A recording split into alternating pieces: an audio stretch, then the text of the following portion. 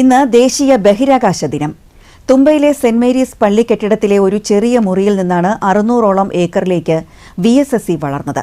രാജ്യം കണ്ട ഏറ്റവും മികച്ച ബഹിരാകാശ ശാസ്ത്രജ്ഞനായ ഡോക്ടർ APJ അബ്ദുൽ കലാം ആയിരുന്നു ആ തുടക്കക്കാരൻ. ചരിത്ര നേട്ടങ്ങൾ പിറന്ന അബ്ദുൽ കലാമിന്റെ ഓഫീസ് മുറിയിൽ ലൈറ്റ് ആൻഡ് സൗണ്ട് ഷോ ഒരുക്കിയിട്ടുണ്ട് VSSC.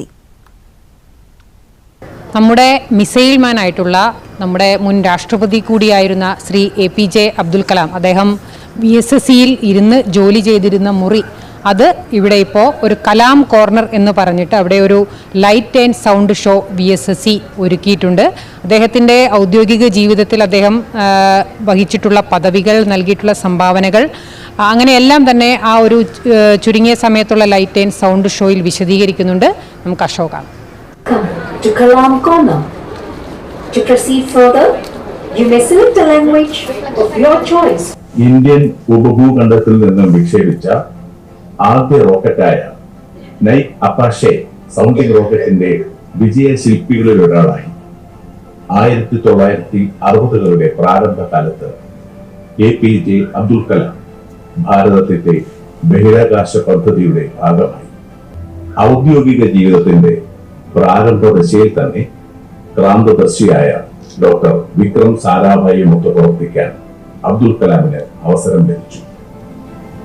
കലാമിന്റെ പ്രതിഭ തിരിച്ചറിഞ്ഞ സാരാഭായി റോക്കറ്റിലെ കോമ്പോസിറ്റ് ഉൽപ്പന്നങ്ങൾ തദ്ദേശവൽക്കരിക്കുന്ന പദ്ധതി കലാമിനെ ഏൽപ്പിക്കുകയും അത് അദ്ദേഹം ഭംഗിയായി നിർവഹിക്കുകയും ചെയ്തു.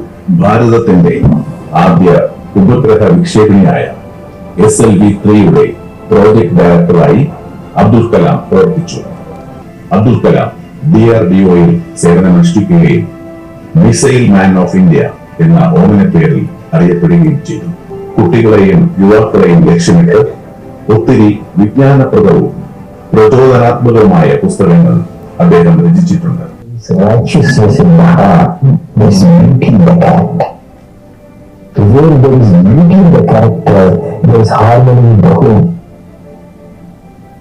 When there is harmony in the home, there is order in the nation. When there is order in the nation, there is peace in the world. ജയകുമാറിനൊപ്പം PS Vinaya, Doordarshan news, Thiruvananthapuram.